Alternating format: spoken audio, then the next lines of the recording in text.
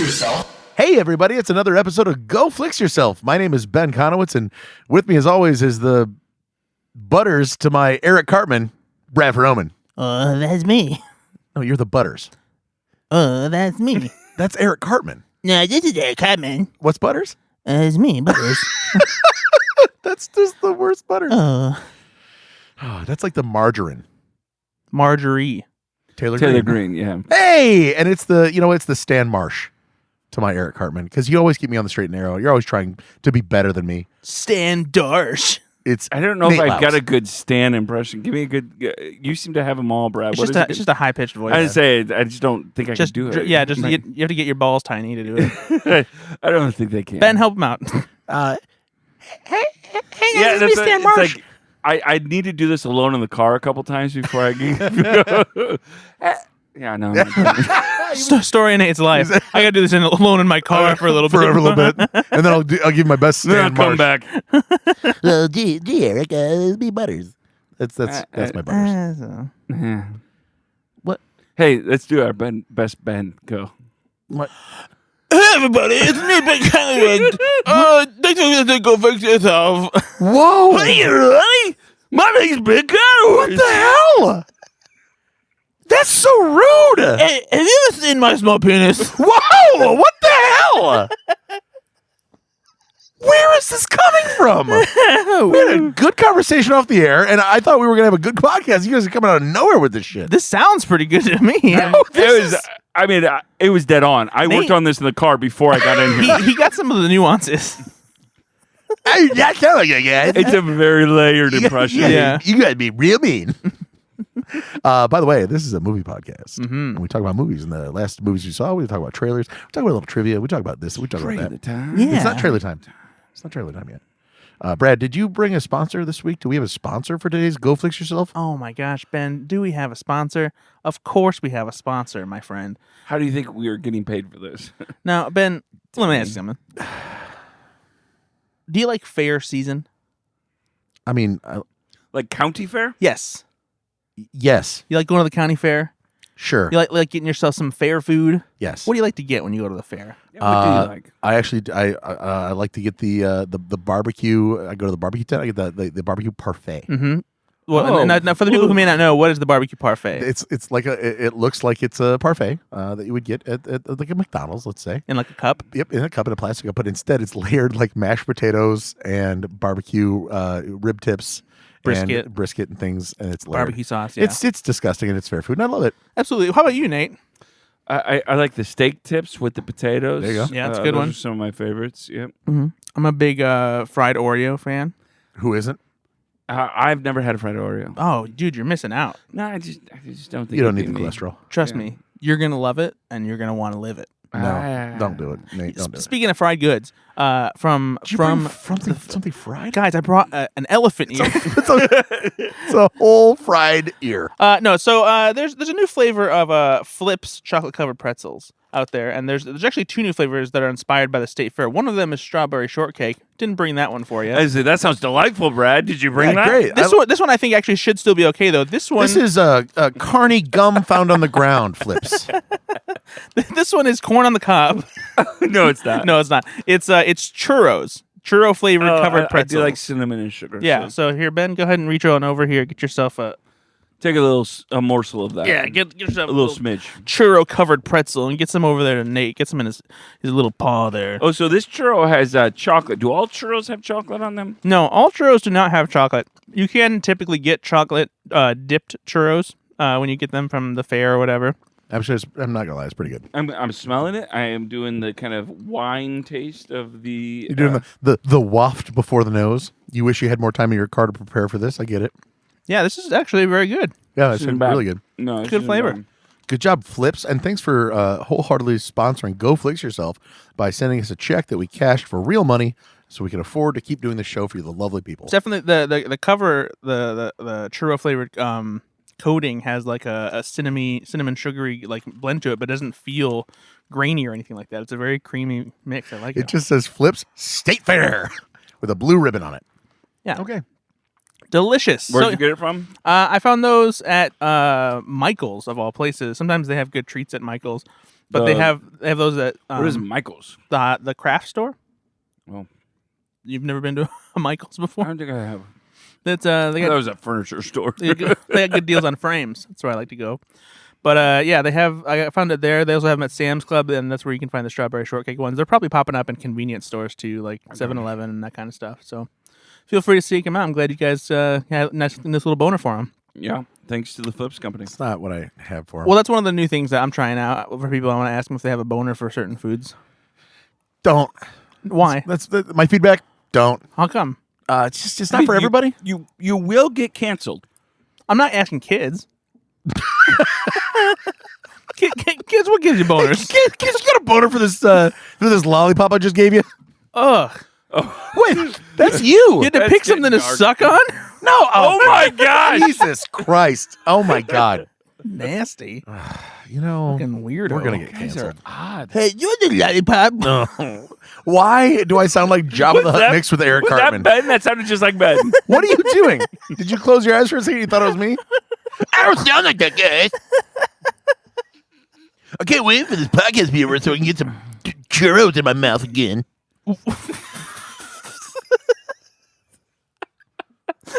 These are assholes. You're both assholes. You just couldn't. Did you talk about this before the show? You're like, let's get together and just be like, let's do an impression of Talking Ben. about putting churros in your mouth. You doing this to yourself? now. Man's Ben. What's wrong with you guys? The things that you say are way worse than the stuff that we make up. No, it's not. I don't like this. Nate, what's the last movie you saw? I don't know. I saw a couple movies. Yeah, what's in that movie you saw? Fucking assholes. Hey guys, I did see some movies though. All right, let's transition here. First one I saw was Peter Pan and Wendy, new movie out on Disney Plus. Mm-hmm. I haven't loved a lot of the Disney remakes. I think we talked about this somewhat recently. I haven't loved a lot of the Disney remakes. I think some of them are okay. I actually really enjoyed this one. It was very well done.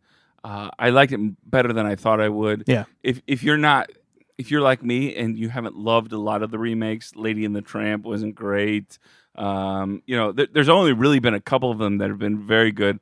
And I think where Disney has excelled in this, taking animated, features into the actual real space, is the ones like I really liked Cruella. Mm-hmm. I think the ones that have succeeded. I liked Christopher Robin. I thought was good. And the cute. ones that have succeeded are the ones that aren't just remakes. They're of derivative the animated kind ones. of, Yeah, right? they kind of take liberties and do something different. So this one does a little bit different. Yeah. It's. I heard a review that said it's a lot more woke, which I mean, because again, not all the Lost Boys are boys kind of thing, but I really enjoyed it. It's very well done, and I was glad I watched it. I would probably watch it again. Second one I watched was Renfield. We reviewed the trailer here. I think maybe both of you guys saw that. Did you? I just talked about it on the last episode. Yeah. I think it was. I haven't seen it. I watched that one. This one's hard. I don't know, Brad. This one's hard for me to review. I liked the film. Yeah. Were you scared? Did you watch it with the lights on? I was not scared. I Did you liked watch the it, film. Did you watch it with Finn? Were you aroused? I did watch it with Finn. What did Finn I watched it think? with my son. He liked it quite Also, a bit. can we get him on the show? Yeah, he'd love to come. Would he come on for real? But get ready. He's going to talk more than I will. So Good. He's got opinions. Good. We both liked it, but it felt like we were talking. It's like I kind of 60% liked it, and it felt like there was an 80% there somewhere, right? Like Yeah. there was something missing Mhm. that would have just, and it probably didn't even have to do much there. I don't know what it was, So, but Brad, got I it thought up to like an 80% approval. Your critique of it was a little too much of an action movie where it Yeah. could have been a little And weirder. I felt, wilder. I felt like it could have gotten weirder. Yeah, I mean, it's certainly kind of like a bloody action film. Like there's like gore action almost, with some of the blood and stuff like that. And that didn't bother me. It Brad, was, did you see Day Shift? No, not yet. Okay, I was going to was compare that a it to Netflix one? It Was is that Jamie yeah, Foxx and yep. Dave Franco, and it's Was a that any vampire good? movie. I watched the first half an hour of it and then kind of lost interest. Yeah, I heard it wasn't great. Nah, But- so I didn't want to. But I enjoyed it for the most part. I mean, I certainly, you should probably see it it's not the worst movie I saw at all, and I enjoyed it. I think if you see it, you'll probably feel the same way that Brad and I did. There was a great movie somewhere in there that they didn't quite hit. Yeah. But it was still a pretty good movie. And the last one I think we'll probably talk about a little bit. I did see Guardians of the Galaxy, but we can save that for our own section if we want. Just Yeah, kinda- I would like to dig into some spoilers with that one. Yep. We'll save that so that if you guys want to fast forward that to a separate section, we'll save that and let you know when we do that. The film I was assigned was by my buddy Benny. The movie I saw was Pitch Black that was released February 18th, 2000, the year that I graduated high school. Wow. Yep. And That's so 4 years before I graduated high school. you guys know 'Cause this. you're old as No fuck. one cares, Brad. We're talking about the cinematic classic that is Pitch Black. Did you guys like the film Aliens? Yeah. Did you like the film Aliens Guys, 2? let me ask you, how do you feel about The Empire Strikes Back? Hey, there are some haters. Also, Did you enjoy the wait? film No. You just said, did Aliens you like 2? Aliens, and then do you like Aliens 2? What about Aliens 3? Okay. Okay, the first movie's called Alien. So it's Alien, Second movie's called Aliens. The third movie's called Alien 3. and then Alien Resurrection. Yes. And then what? Prometheus. Prometheus. Hold on, because there's Alien versus Predator. Alien versus Predator Requiem. Man. Did you like Aliens 3? Not really. No, it's quite the departure. Yeah, it's What'd you like better, Pitch Black or Aliens 3? Pitch Pitch Black. Because Pitch Black was actually the first script for Aliens 3. Did you know that? I didn't know that. Yeah, so it was a little bit different, but this was the person that made Was Vin Diesel going to be played by an alien? David Twohy, I think is his name, is the one that directed and wrote this film, and he actually was hired to write the initial script for Aliens 3. And so obviously this isn't Aliens 3. It was, though, a lot of what he wrote for that script was brought into Pitch Black, which, again, if you see Pitch Black, you can probably see a little bit of elements in there, but the horror element. So Pitch Black is a film that was it's kind of a little hard to describe. So it's like Vin Diesel's like third or fourth film. He's really young in this, and he is a convict that is being transferred throughout space by a young Cole Hauser. A very young Cole Hauser And I tell you this, with a drug addict. He's a drug addict. who shoots cocaine, I think, or It's some sort of thing. in his eye, which was his idea, by the way. But Cole Hauser, I watch Yellowstone. I've seen Yellowstone. Very different looking and sounding now than he did back then. So it actually took me a second to realize that's Cole Hauser. And so they are transporting throughout space. There is essentially a wreck, and they get put on this planet. And the planet has like 3 suns or 2 suns. It's constant sunlight. But when there's an eclipse, which an eclipse is coming, monsters essentially come out. And in the initial script, it was ghosts, by the way. I did read this. Yeah. Ghosts. So the monsters come out, but then Vin Diesel's character Riddick is equipped because he had prison surgery. Yep. Because he used to be in a prison that was all dark, and so a prison doctor made him able to see in the dark. But also, if he would be he wears these kind of goggles because if he opened his eyes in the light, he would go blind. So he's got to wear the goggles, but he can see in the dark. So to kind of summarize this film, though, is people it's on the border of almost a monster horror film because there are some jump scares in here, right? It doesn't. What I didn't love about it is it doesn't have any. And at this point, I think in the early 2000s, late 90s, I guess Independence Day did. It doesn't have a ton of humor in there, and I would have appreciated. This was definitely more of a straight up try to make it an action film. Exactly. I would have, I think, appreciated somebody in there that was a little more. I really like Keith David in this film. He's great. Well, who did he play? He's the cleric. Oh, the imam. Yeah. Yep. Well, it's great though. He did certainly not have a lot of sons living. At the end, but I enjoyed this film. I don't love space films, as you guys know. Space terrifies me.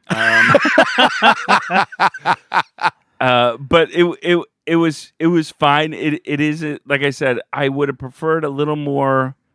I don't know. There's something missing in it. I don't love Vin Diesel. Honestly, I'm just not a huge Vin Diesel fan. back then in 2000, when I was just first finding out about this guy because of this, and then Fast and the Furious, the first one, I became he was like, oh, I'm like, is this the next Schwarzenegger, Stallone? Yeah. And I can understand hero? why you would think that. Yeah. And so I really liked this. I really liked this movie when it came out. And I understand because it seems very like locked in time. This seems like a very 2000 movie, For sure. right?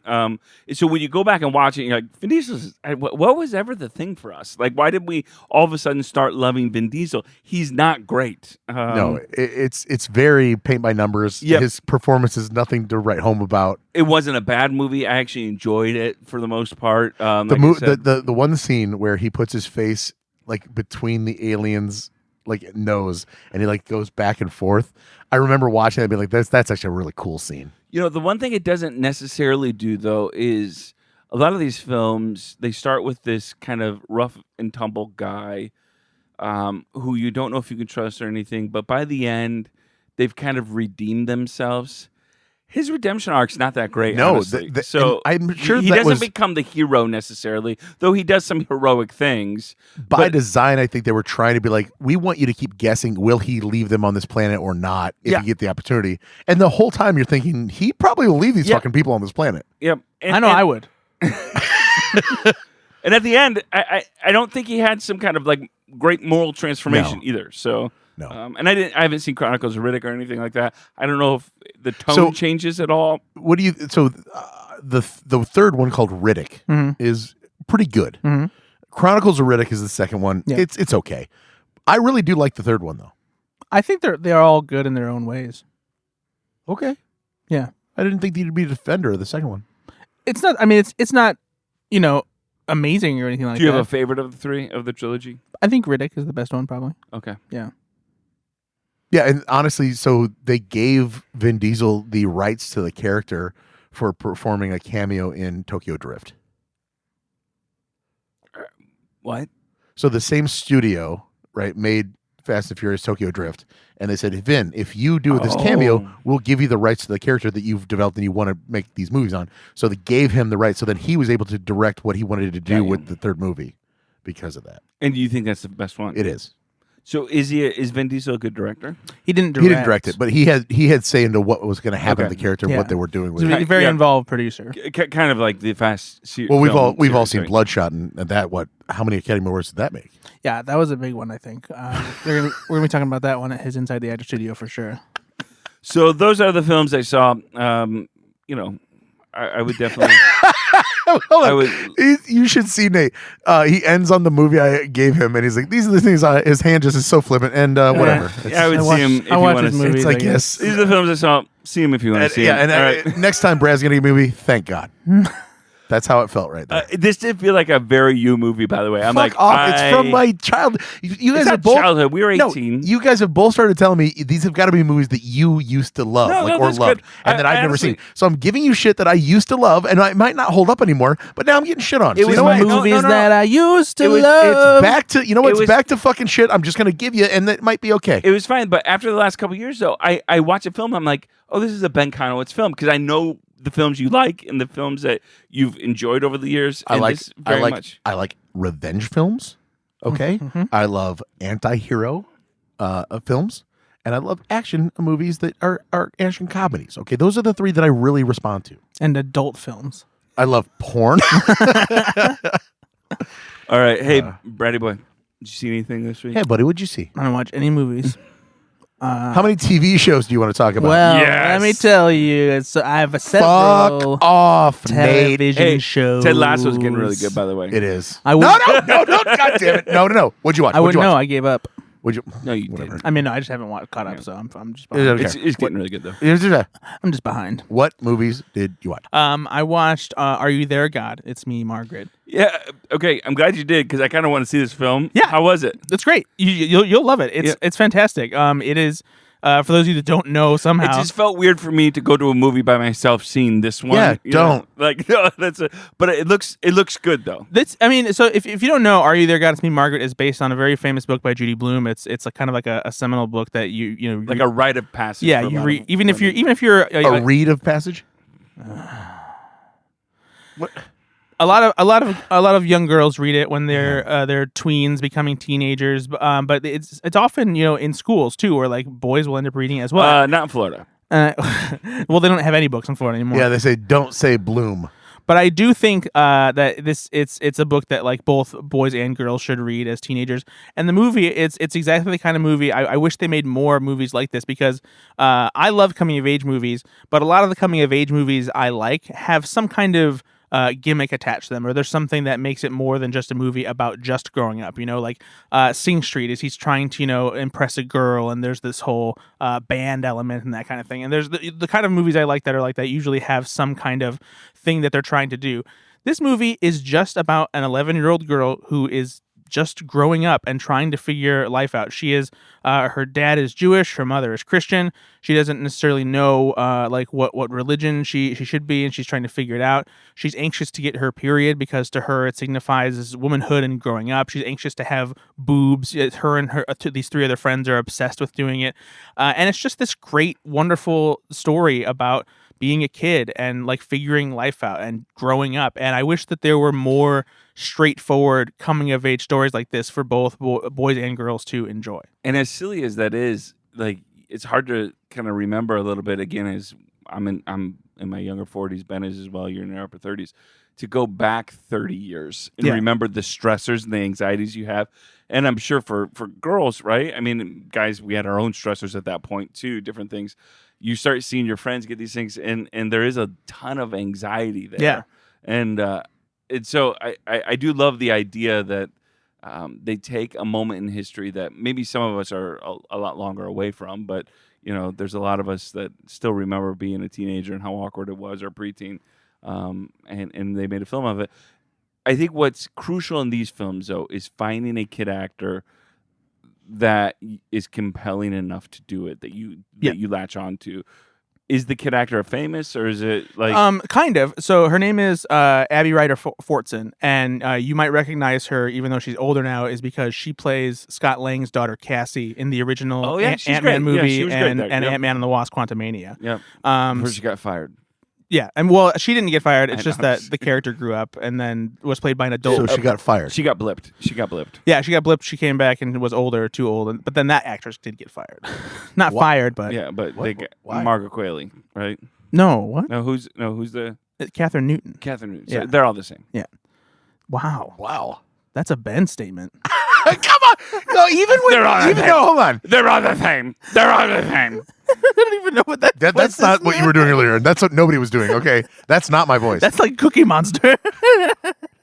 That's Cookie Monster seeing a bunch of different types of cookies.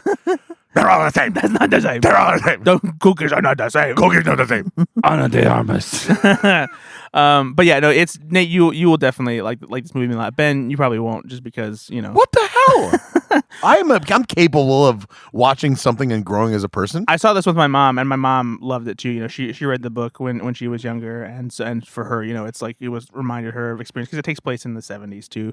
But yeah, just it's a lovely movie. The one complaint I do have is I do feel like in the back half it kind of cuts some corners, because the first half is very much centric on Margaret and her friends that she makes when she moves to New Jersey after living in New York.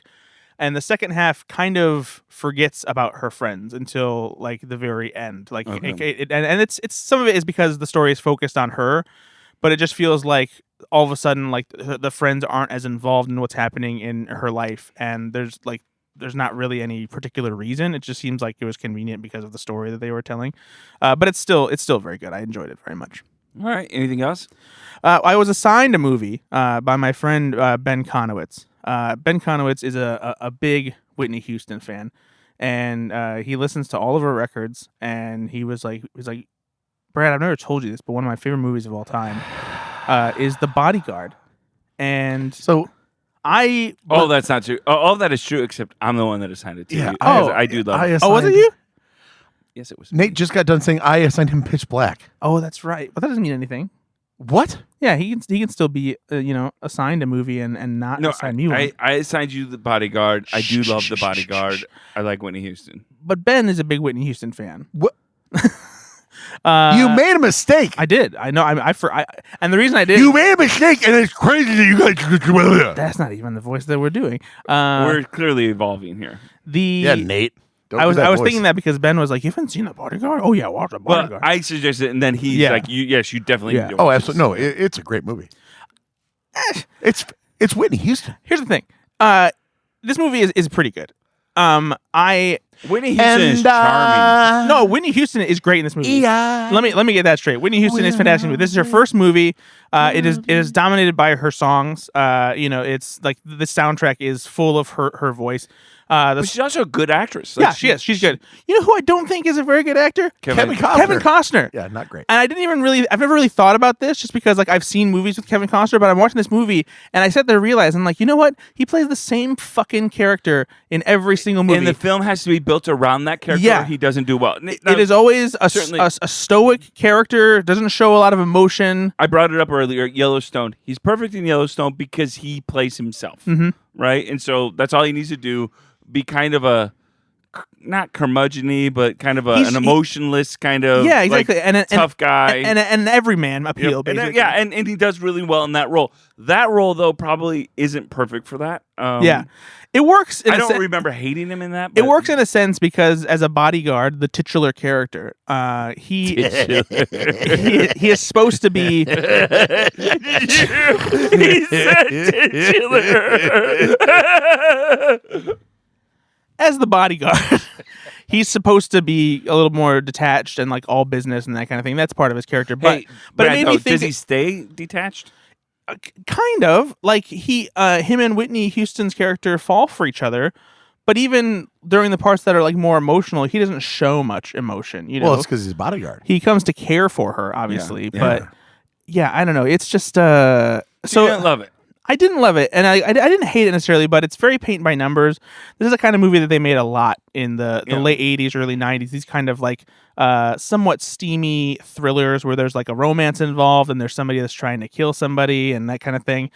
And so it's a pretty, simple story, that kind of thing. I think maybe part of it is just like suffers from having been so many other movies like this, and it just being fairly formulaic and whatnot. It wasn't huge though. I remember. Yeah, I know. Now it's a big movie. Yeah, it was. I just saw this. The budget was $25 million. Box office $411 million So- in 1992. Yeah. that is huge, right? I think that my mom went to go see this in the theater with different friend groups like 4 times. This is like this was a huge movie, huge for and obviously the soundtrack was certainly part of it. But brilliantly part of it. But you're right. Not only was this the type of movie they made a lot of back then, but this was the best of them for my mom, and her friend group, like that. They all love this. Yeah, no, and it's not bad by any means. I'm not in love with it. What was surprising to me was, and this just goes to show you how like Hollywood has kind of shifted over the years, is because some of the names attached to this movie on the crew would not necessarily be attached to movies like this today. Do you know who Harvey Weinstein? Do you know who wrote The Bodyguard? I do, because I'm on the Wikipedia. Hold on, page. wait, hold on. I won't tell you, but I just reading it now. Shane Black. No. Shocked. Oh. Lawrence Kasdan, Yeah, who wrote The Whoa. Big Chill and Raiders of the Lost Ark and Emperor Strikes and Back. Empire Strikes Back. I would have never in a million years expect someone like Lawrence Kasdan to write in a movie like The Bodyguard. Yeah, because the script is tight. Do you know who did the score for The Bodyguard? John Williams, No. Danny Elfman, Close though. Alan Silvestri. Yeah. Alan Silvestri, Yeah. who did Back to the Future and Predator. and the He did Avengers. Predator. And what's that? He did Predator. What is that? You know what it is, and I will not stand. But yeah, Alan Silvestri will not accept. is a very famous composer. He's done some of the most famous themes, Like Predator. outside of John Williams. And he did the score for this. And one thing I did appreciate is this movie does have, aside from Whitney Houston's music, a very classic action thriller kind of score to it, especially when like Kevin Costner's running and chasing somebody. It's like dun dun dun dun dun dun dun dun dun. And but yeah, Kevin Costner sucks. The Golden Raspberry Award founder, John Wilson, says this is one of the most enjoyably bad movies ever made. Like, so it only has like a 38% on Rotten Tomatoes. I was surprised by that, actually. But it's not the best movie. Yeah. But it is very enjoyable. Kind of. I think it's endearing. I think it's because like it came from a time when I haven't rewatched it since the it was 90s. it was probably a pretty easy watch, and the stakes are not high. It's not a Whitney world Houston ending. was at the top of her game. Yeah. Like it was again an incredible soundtrack. The scene where he literally lifts her up and takes her out is like that's iconic. Yeah. Right?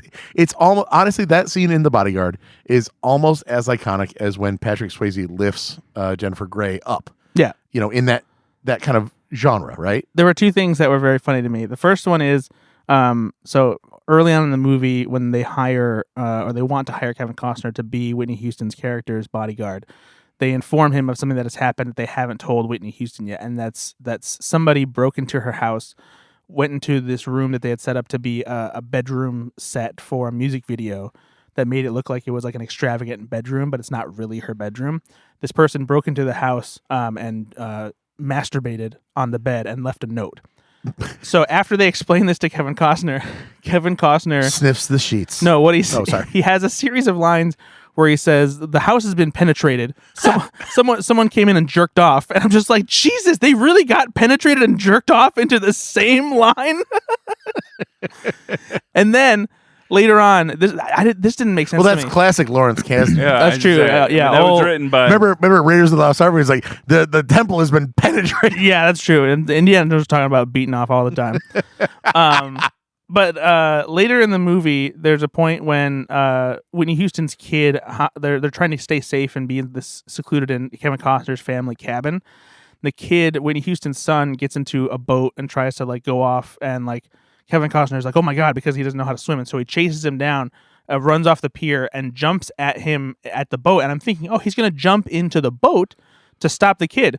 But he jumps and he grabs the kid and goes into the water. Yep, as you do. And so like that's fine. Like that's a bit over dramatic. But then when he's saving the kid to bring him back to the pier, Whitney Houston is like, what the hell's wrong with you? He doesn't know how to swim. And it's like, he's fucking bringing him to the pier and just saved him. What are you mad at him about? I mean, probably because you pushed him into the water when trying to save. Like he was fine in the boat. But no, he's not though. That's the thing, is because like he was driving out by himself and like In a boat. yeah, but he doesn't know. He's like 10 years old, if that.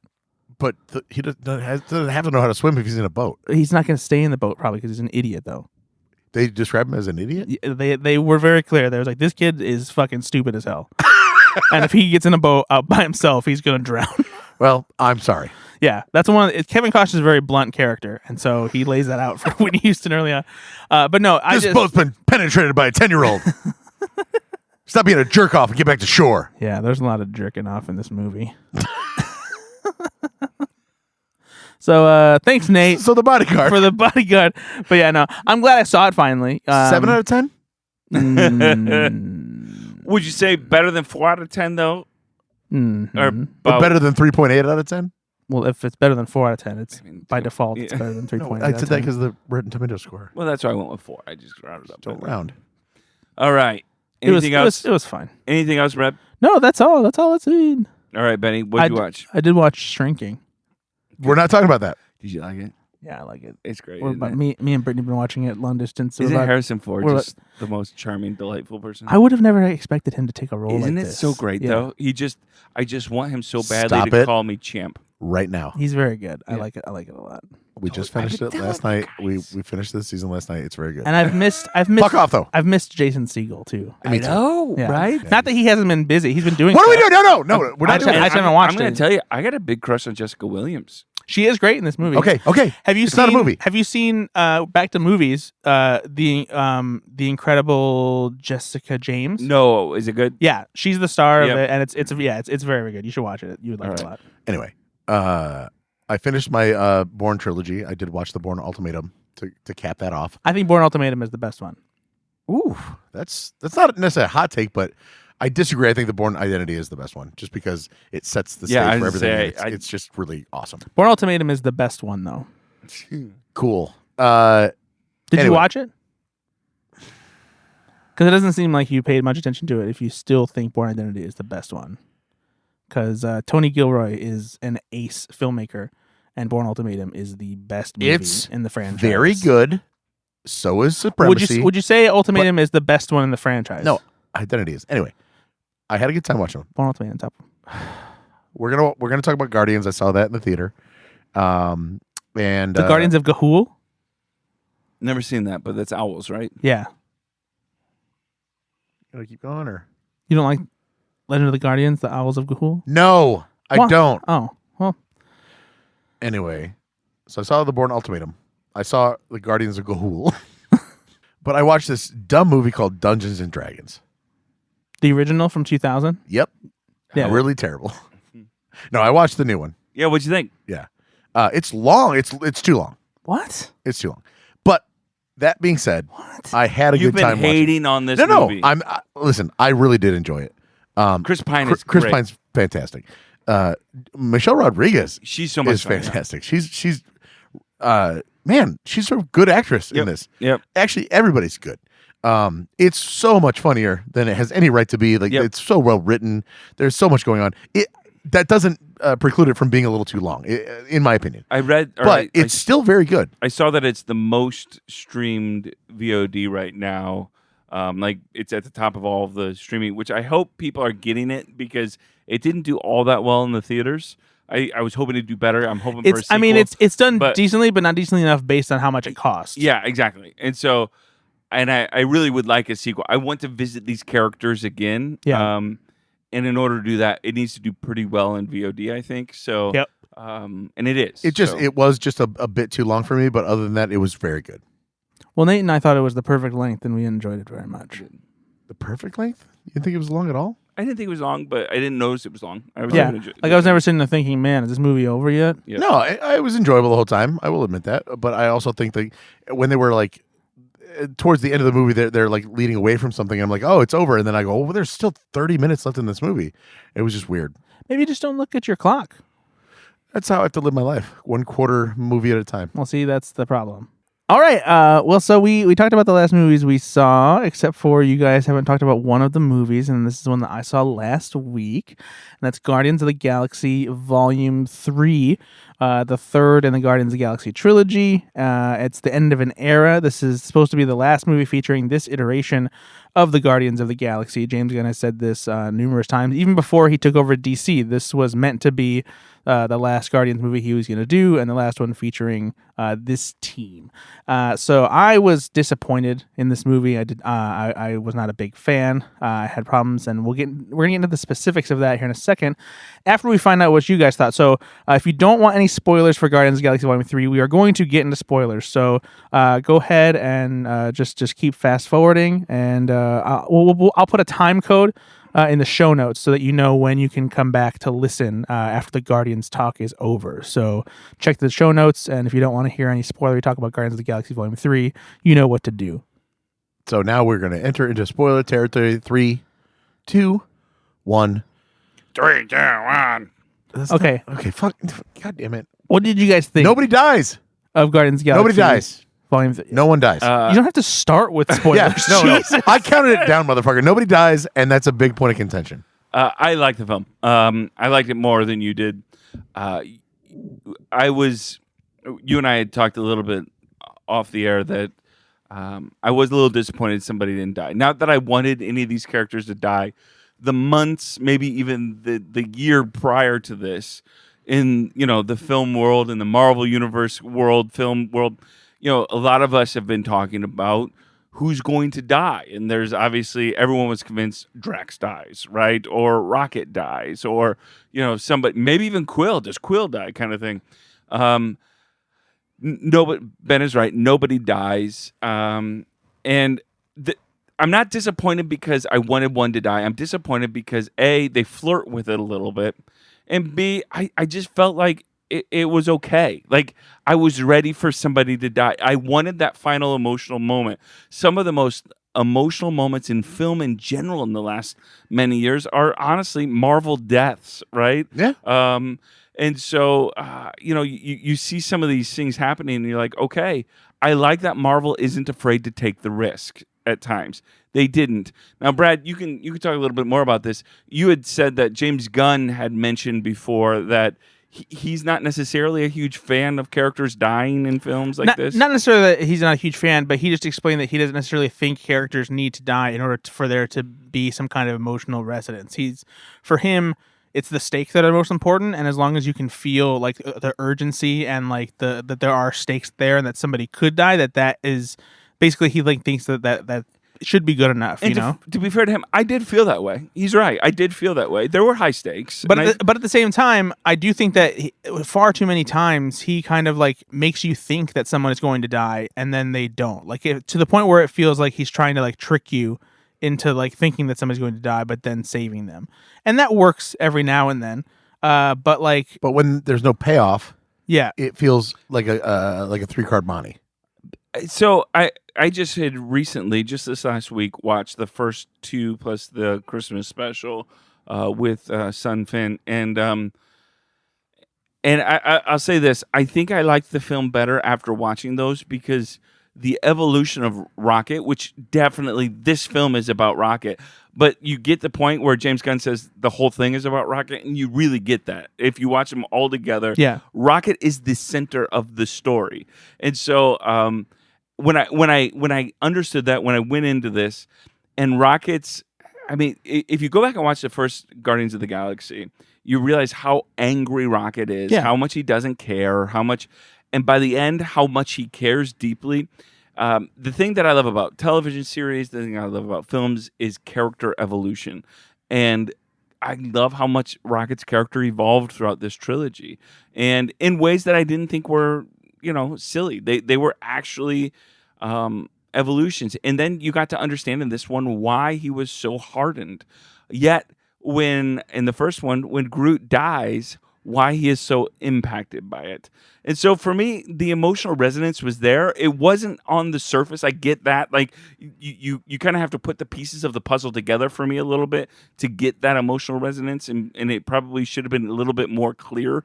But it did a couple times in this film. I cried. It was just emotionally moving to me. See, for me, there are a couple of things that work, and a lot of them do involve Rocket. His origin story is brutal.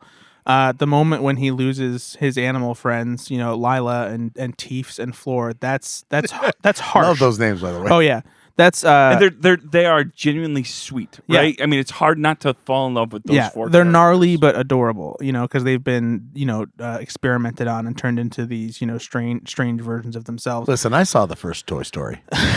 But my biggest problem is that the structure of the film kind of ruins any of those emotional moments in a way, because it loses momentum the way it's cut, going back and forth between Rocket's story and the current timeline where they're trying to save Rocket.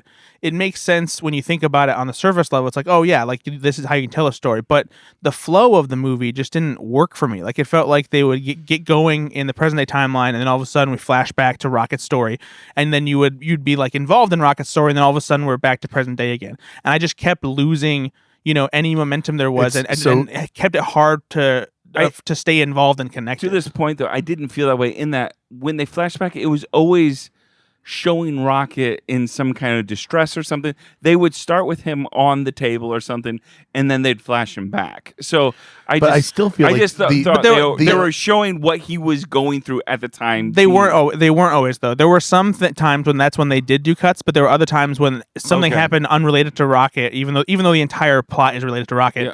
Where they all of a sudden they would just cut back. I didn't catch that as much as you did. I 100% agree that the emotional momentum of the entire film is so stilted by the back and forth that it does ruin what should have been an emotional arc for Rocket. Yeah, for me personally, I can't speak to anybody else, but what I will say is that when Rocket is on the table is incredible, right? In the modern world or whatever they're at, in the present tense.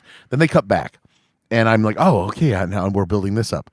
And then they move on again. And every time they cut back, I'll be honest, when he loses his friends, it wasn't very jarring.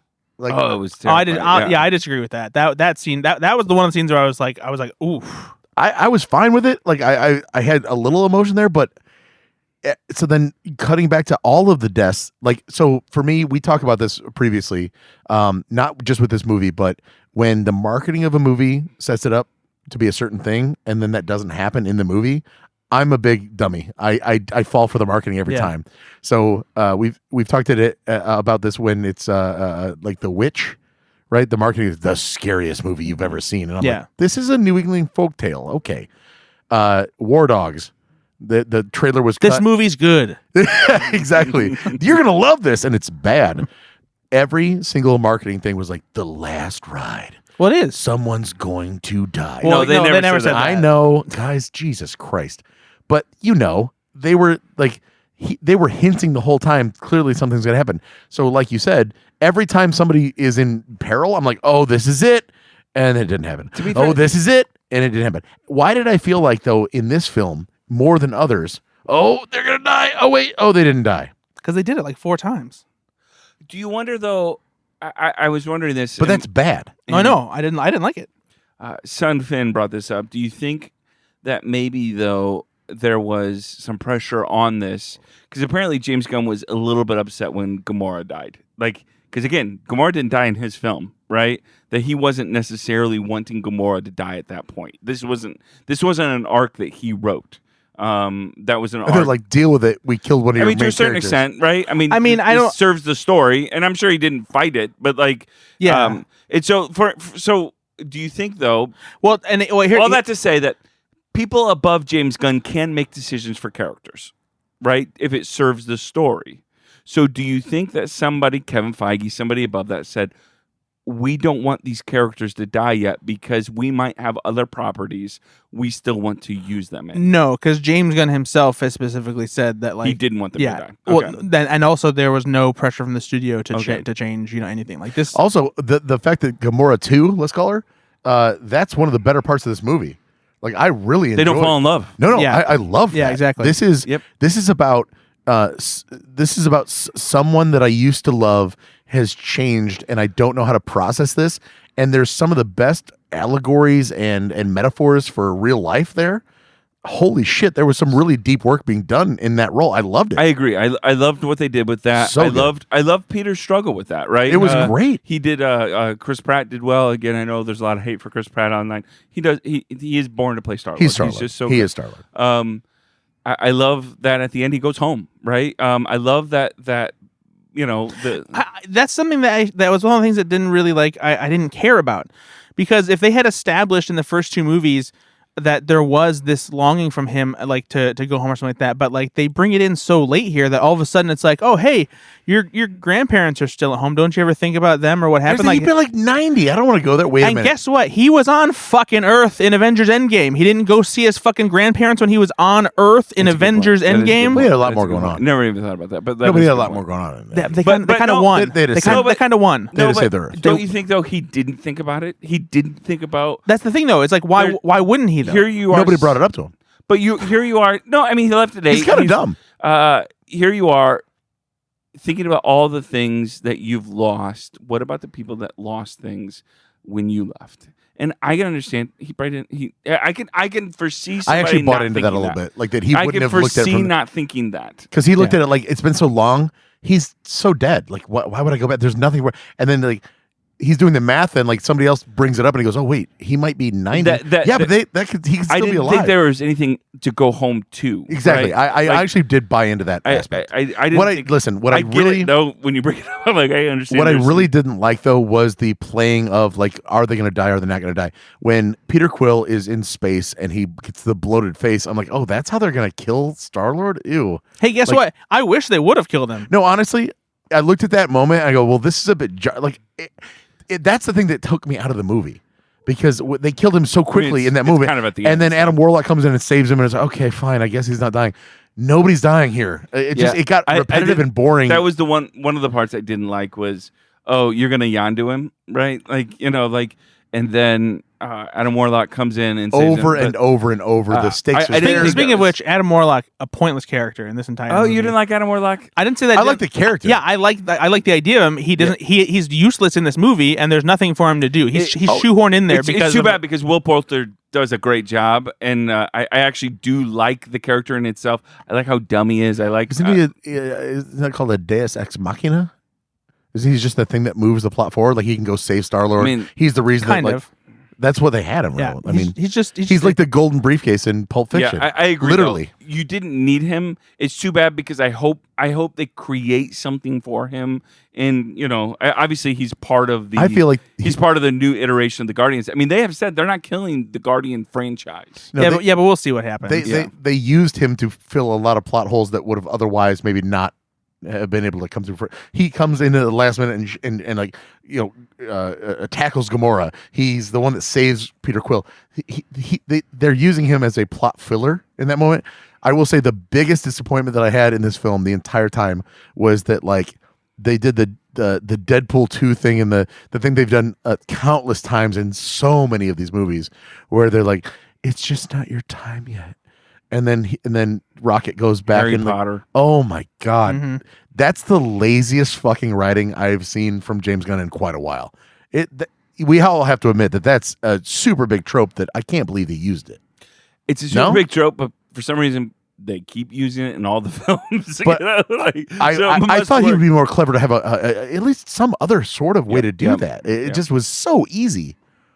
I don't know. They do that. They do that with Peter in the first one, Yeah. Well, not right? really. Well, kind of where he sees his mom there, and But that's not a thing where he's like actually In the like, dream state. yeah, but It's They just do it's it in every movie, though. Yeah. Good lord. But no, Good star lord. one of my other big problems with this movie comes from. it sounds like you really hated this film. I honestly didn't hate it. Like, and I do want to see it again to see how it settles now that I know 'cause what I happened and actually- that kind of thing. You and I don't disagree always that much. I actually like this film. I genuinely liked it. I don't hate it. Yeah. I'm just not a big fan really. Yeah. There's I still, and by the way, no one cares, but I don't know how I feel about it yet. I liked enough of it where I think it's a good movie, but then I keep finding reasons where I'm like, oh, and I didn't like that, I didn't like that, and I didn't like that. So I do feel like I need to laughed see it a lot. again. Like I said, emotionally though, it hit me. It really did. tonally it's all over the place for me too. Like for whatever reason this time the mesh of emotions and humor and sci-fi action just felt all over the place to me. This movie felt like it was trying to do way too much. I would have much rather seen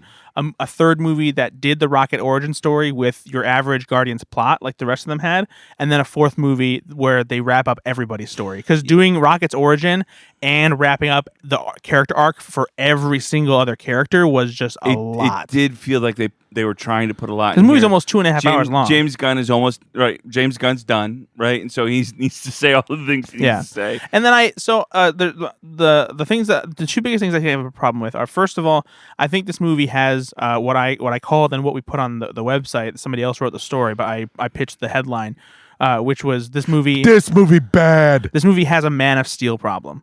And what I mean by that is Man of Steel famously got a lot of flack because the third act is just full of endless destruction with no thought whatsoever about what's actually happening. Like Metropolis gets fucking destroyed, and there's no real recognition of the human life that is lost. Like there's entire skyscrapers that fall, and this was such a big problem at the time that since then, if you watch blockbusters, you'll notice that there's always some acknowledgement of Why like they have to they're evacuating the city, or like Yep. everyone has to get out of here. So There that are no dead people. yeah, or at least a very limited amount. This They movie, did, and honestly, they did it in Dungeons and Dragons. yeah. This movie, however, apparently didn't give a shit because they destroy an entire planet's worth of these human-animal hybrids, and it doesn't matter. Like it was so frustrating to me. Like that planet is gone. But hey, save the animals But- on the ship. And that's the other thing is there's this big push of them acknowledging that, wait a minute, maybe the things that we think are monsters aren't actually monsters, and they're more scared of us than we are of them. But not down on the planet. Not yet. Fuck them. Don't worry about those. Also, don't. But wasn't also, that the whole point of how evil the High Evolutionary is, though? right. Okay, but that's the thing though. Is like, so you have this set up, and like the idea is that like you're giving things that might seem like monsters a second chance, you know. But now that kind of reframes the entire franchise in a sense of, because in the second movie, the opening scene is them fighting one of those obelisk monsters that they tame at the end of this movie. And they're having a real good fucking time doing it. And so now, like, if you're reframing all this stuff, then how do you draw the line as to which characters that are trying to kill you are actually monsters and which ones should you be trying to redeem? Well, like, why can't you talk to Warpig and being like, hey, what are you doing? Like, don't do this. Like, No, they could have haven't said. yeah, instead they just they Well, have a whole single take hallway scene where all they're doing is brutally Slaughtering. killing High Evolutionaries monsters. Where is the line drawn to give monsters a second chance? They're not monsters anymore. You know what? No, I think the line is they're trying to kill them. So were the obelisks. Yeah, but But then they stopped and they're like, wait a minute, Mantis has nothing other than to like tame people through her. but That didn't bother me at all. In yeah. that room, though, they were pushed to the point Yeah, where they were, like, surrounded. we cannot win, so let's the try something only thing different. else we have is Mantis Yeah. hopefully doing something. I didn't that didn't bother me. If that worked for you, fine. But it creates a weird moral gray zone, and it kind of it creates a lot of problems, not just in Guardians, but in the entirety of the universe. As far as acknowledging when villains are actually villains, the Guardians were like upset that the High Evolutionary was going to essentially kill everyone on. I know that's not my point though. My point is that it just happens. And like it's fine. Like no one actually. There's no real acknowledgement or sadness of an entire planet of people being destroyed. But I thought that was the whole point of the High Evolutionary is the when he finds a more perfected being, he gets rid of the ones before that. I know. I don't understand what you're. I don't understand what didn't resonate there then. What do you mean that didn't resonate? What I'm saying is there's not enough recognition of how much like death there is in this movie. An entire planet is destroyed, and the heroes just shrug it off. I don't think they just shrugged it off. I don't. They agree did. with it. What do you mean they just shrugged it off? But it wasn't preventable by them though. Like that's what were they supposed to do? Exactly. I think there's a big difference between like soon as that my ship point started is coming my out, point it was is the blown. body count is unnecessarily high, and there's a big disparity between making you care about the microcosm of characters that is the Guardians of the Galaxy and not giving a shit about the rest of the galaxy. I never thought about it like them not giving a shit. I thought that they looked at it like, oh my god, there's literally nothing we can do here because the High Evolutionary stop the High Evolutionary has done this, but we can't save this planet, so we're going to save everything off the ship that we can. We got to stop the madman. Right? I didn't look at it like they were disparaging the. It didn't work for me. Did you want them to do funerals for all of everyone first, or no? No, but they should have made it seem like it mattered. Like 4 billion moments of silence. It didn't seem like it mattered in the grand scheme of things. There was such a focus on the big, loud action set pieces of the fucking red Borg cube or whatever the fuck it is, and like it just nothing felt like it had any weight to it. That didn't involve the Guardians. I think you can't focus on everything, and so they had to focus on certain things. You can though, because it's your fucking movie, and we're already 2.5 hours in. But like, I don't know that they could literally have a moment for those. I didn't feel that way. I did not feel that way. I felt like there was enough acknowledgement that I can't. Maybe it was Nebula that said he's going to destroy the whole planet. We've got to do something like that. You know, like there was an acknowledgement that this is going to be really bad, right? But I also understand them saying, well, as soon as that ship is leaving, he's already detonated the planet. Nothing we can do now, right? Like we have to do what we can to save the people. My problem is both on a character level and on a screenwriting level. It feels unnecessary, and it feels. I would have felt that way if at the end they see these animals in the cages and they're like, Rocket, we gotta go. There's nothing we can do. I felt like at the end they're showing you they care. Like here the ship or whatever is going down, and Rocket's not gonna leave without these, dumb animals. They're salvaging what they can. Yeah, it wasn't enough. And the kids and the all these things, and they're like, nope. And right, Quill almost dies. It's a dumb almost death. I give you that, but he almost dies again. These kind of things, saving these creatures because they care, right? And so I didn't. I guess I just didn't see it that way. I did. It did. It just, Brett. It just didn't hit us like that, buddy. No, it's fine. It's fine. This movie is very disappointing for me. I know you really hated this, and I'm upset. Yeah. I think you. I really do think you need to see it again. I didn't. And I don't feel like I hated it. I think I have a lot of. Well, the words that you're saying. I have a lot of. The words you're saying are disagreeing with you. No, I have a lot of problems with it, and I think that they're problems that could have easily been fixed too. But I'm frustrated with it because this was a franchise that I loved, and I wanted it to go out on a high note for me, and it just didn't. And it's doing very well, right? People are going to see this film, which I'm glad. I think it did very well the first weekend, right? It didn't quite do as well as Guardians 2 did, but it's done okay. But it's a different world now. Let's be honest. It's doing that's a big part of what it is. It's doing better than Ant-Man and the Wasp: Quantumania did, right? Which Brad likes better than this movie, probably. I like that film too, but I like this one better. Again, this, you know what, guys, and again, not to get too sad, psycho, analytical. After this is why Peter Quill is always kind of so. we joke about dead parents. I have a dead mom. My mom died a lot younger than Brad's did. My mom's still alive. Or sorry, his dad did. And so My parents are both still alive. but you spend your life wondering where your family and home is then, right? And so what I loved about this is I think that's what James Gunn was doing this whole time is he's got this ragtag group of people and they actually find the home. Here's the sad thing. At the end, they realize we still got to go our own separate ways. And so honestly, at the end, none of them died. I was still really sad because I thought you finally found your home. You finally found each other and you're all going your separate ways. That was a very emotional part of the movie that I didn't think was going to be that emotional. For me. and again, I still wish somebody would have died because I think it would have been a more emotionally kind of complete type of story. But I do feel like, again, Rocket finding a family, finding his home, ending the story of the High Evolutionary, which Nebula says was worse than what actually Thanos did to her. Which is crazy.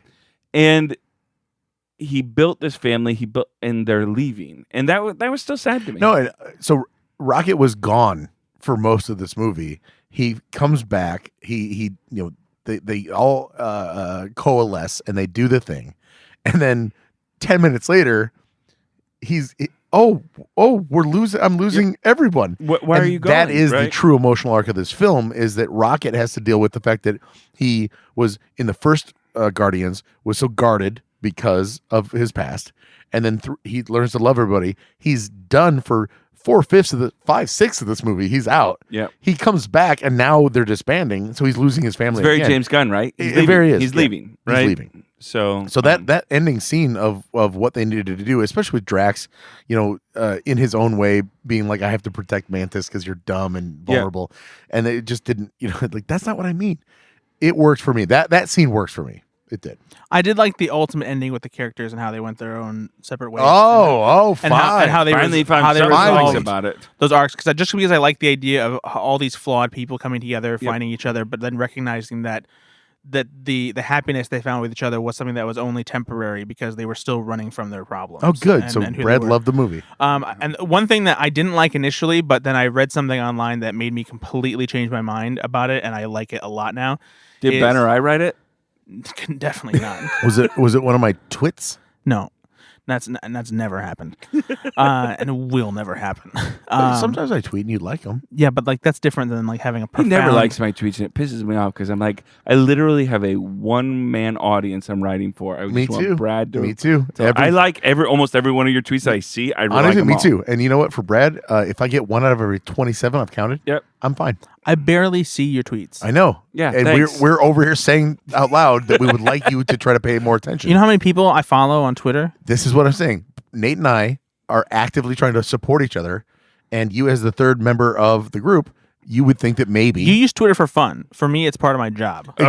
which honestly, Nate, it makes it more important that you look out for us. So you're not, and it feels disingenuous. At the very end, when everyone is saying goodbye, and Groot speaks, and you hear him say, "I love you guys." Did you not like that in the beginning? I did not like that. I didn't either. I was like, why would you change it? Like, you think that that's cool, but it's not. Then I read something, an interpretation of it that I imagine this is what was intended because they do make a point of it in the movie. Throughout the entire movie, Gamora 2.0 from the past doesn't understand Groot because she's not on the level with him. She's not cool with him. And then at the very end, when she's nice with everybody and like on the same terms, she can understand him suddenly.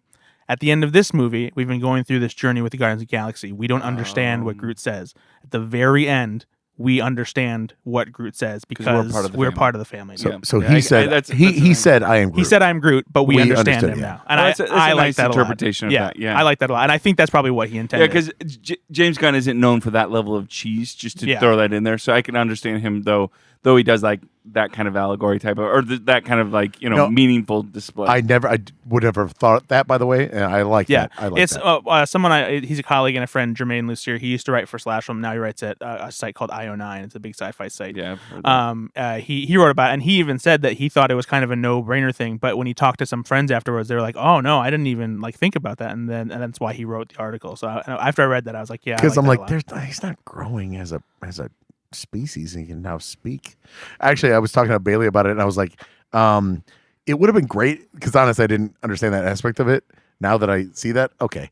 But before I was like, man, it would have been awesome if they would like he was trying to learn a different language. Like maybe you just like he's over here like trying with Rocket to speak and it's not working. And that would have been a good, lead up to this. Oh wait, I'm an idiot. Yeah, no. We know, I just understand him. What do you guys think? Are they going to make another Guardians? No. Obviously with different characters, but use some of these same ones. I honestly don't. I mean, if they do, I think it's going to be a while. I feel like if anything, that mid-credit scene that shows Rocket and Groot with Adam Warlock and Kraglin and one of the kids that they save, and I think that's more of like an epilogue of showing like, look, like they're fine. They're gonna be Everything's okay, gonna be good. and yeah, there's still Guardians out there, and maybe they'll come back. I don't think they have a set plan or anything like that yet. Because at the end, doesn't it say like the legendary Star-Lord will return? Well, so Star-Lord will that's an return. interesting thing because there is a comic book arc where Peter Quill returns to Earth and has like a more low key, mundane kind of story that 'Cause happens he has on Earth. said- Tom Hiddleston? Loki? He has said, Nate, you almost laughed. Fuck you. Chris Pratt has said I that hate he would both of like you. to return. He's up to Yeah, even without James of course Gunn. he is. Well, some of them. I mean, obviously, I don't know, did Zoe you see Saldana. Jurassic World Dominion? Yeah, he's fine. coming Zoe back to Saldana said she's done. Right? Yeah. Dave Bautista said he's done. Yeah. Though Yeah, Karen Chris Pratt wants to Karen hold on to Gillan the- said she wants to keep on doing this character. She Vin, hopes to- Vin Diesel said the movies. So there are enough. I mean, there are enough of the characters that I think would be interested if the right, But I can also see him in maybe visiting some other, the Marvels are going to space, these kind of things, and you can. I think like it's open ended for he'll show up. for some of those characters to show up and whatnot. But yeah, I think a lot of the other primary Guardians were. It would be interesting though. You bring up a good point. Now that Star-Lord is back on Earth, it would be interesting to see him visit a Spider-Man universe. Like, I mean, do they know each other, right? If he's truly on Earth, you can see so many things happening. Yeah, there. I mean, so it could be interesting, So, who But yeah, knows?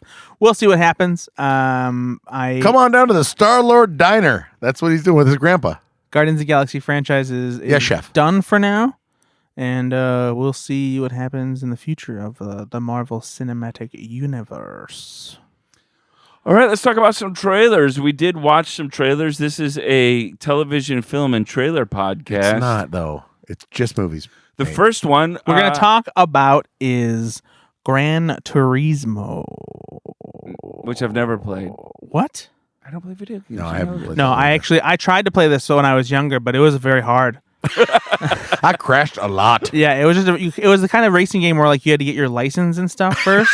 Oh, so it was like they made the game to be as too real. realistic as yeah, possible. yeah, and I was just like, "Fuck this." So it says based on a true story. I don't know I that did read part it. of it. Yes, I did look it up. Here we go. It is absolutely So based on so a the true trailer Buckle up. the trailer is that a young man is so good at playing the game Gran Turismo Racing games. that the actual racing people are like, hey, we're gonna have a contest, and if you're really that good, we'll put you in a real car and let you race for real. Yeah. And this kid evidently does it. And they're getting a bunch of other like e-gamers, like, these scrawny, nerdy kids who are good at video games to come try it out. You got David Harbour playing like the person who the racing team coach. owners like ask him to like get them into shape and teach them. So Nate, do you have the actual backstory here? Yeah, so it is based on Jan Mardenborough, Of course. a British professional racing driver competing in the Japanese Super GT series. In 2011, he became the third and youngest winner of the GT Gran Turismo Academy competition, beating 90,000 entrants. He was rewarded with a drive for Nissan at the Dubai 24-hour race. Subsequently, he competed in the Formula 3 European Championship, the GP3 Series, and the GP2 So you're Series. saying to me that a man that played video games actually beat Went out on to 90,000 professional other racer. people to become a professional race car driver? Yeah. I mean, I don't think he's, the top of the game kind of guy. But, But yes, he's doing it though. to race in those alone Right. Yeah. It's crazy. makes you a real racer. Yep. So what do you guys think about this trailer? I think it looks. I wanna see it. It looks infinitely better than I thought it ever Yeah. could.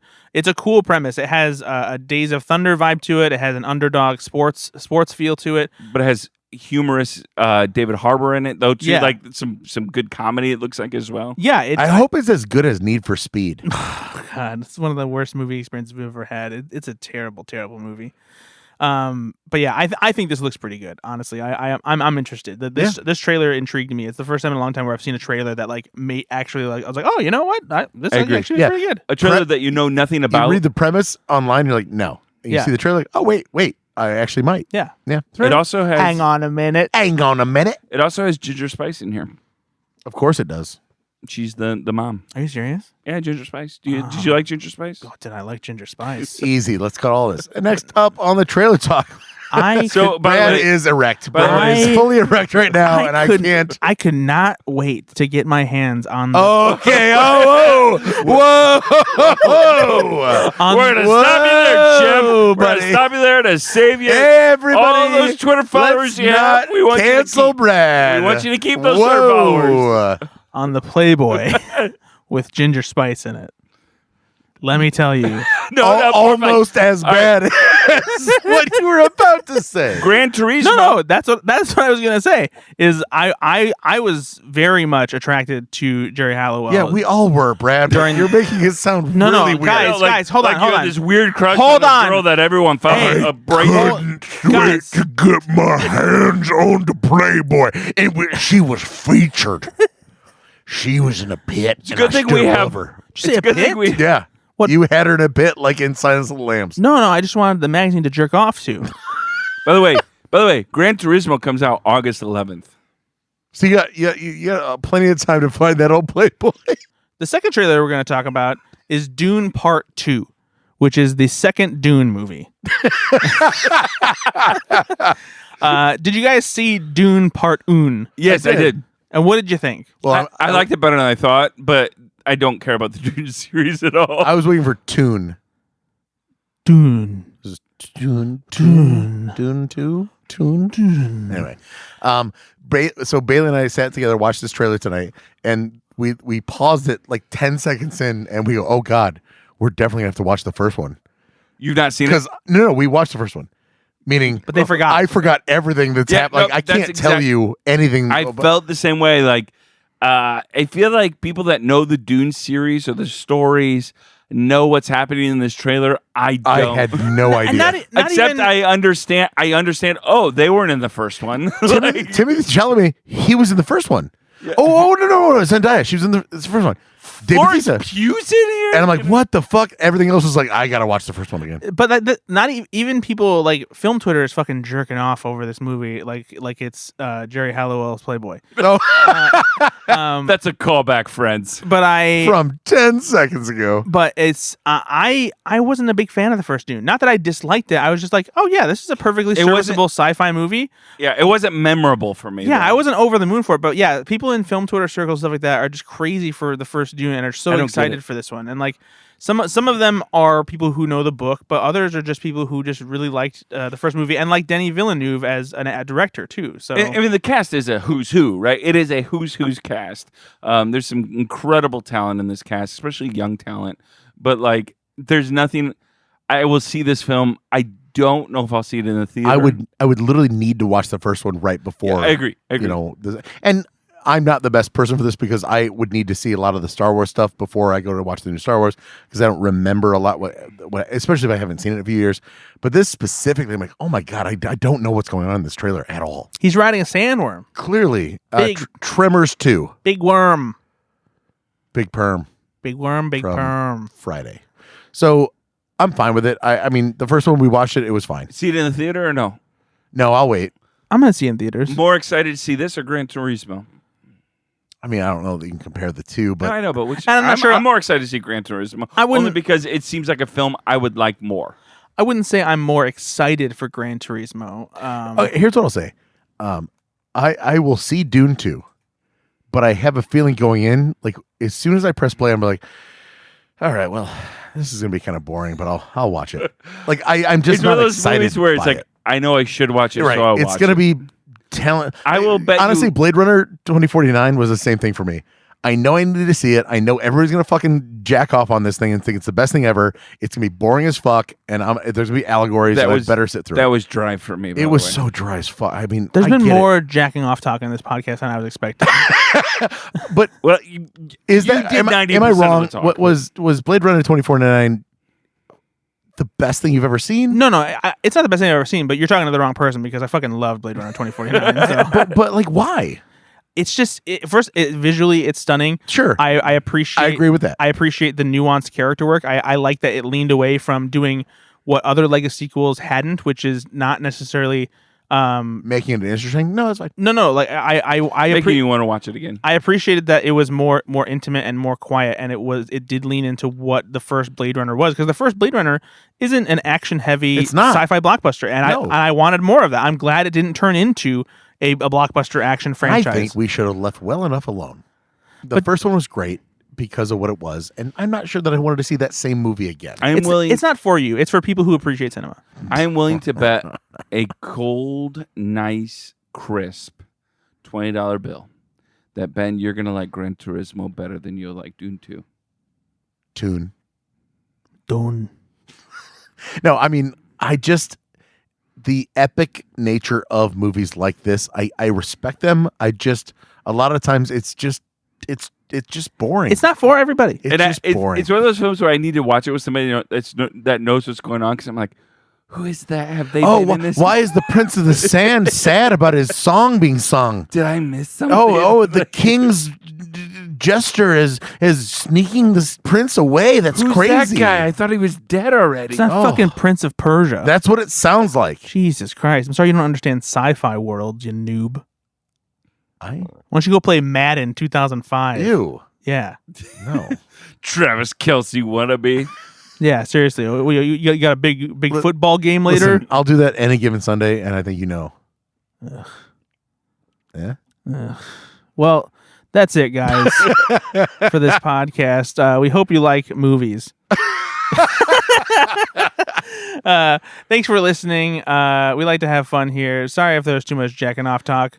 Hey, let me promise, because I know a lot of our listeners love our games. We will have a game next week. Yes. I will make sure of it. Actually, I wrote one as well, so we'll have 2 games next week. No, I mean, well, we can play your game. I won't have to write one, but like, No. Yeah, let's do that. No, you've already said that you're going to write one, so we're No, doing I was 2 just games. saying I will make sure we have one. Yeah, exactly. And So Ben's got one. 2 games next week.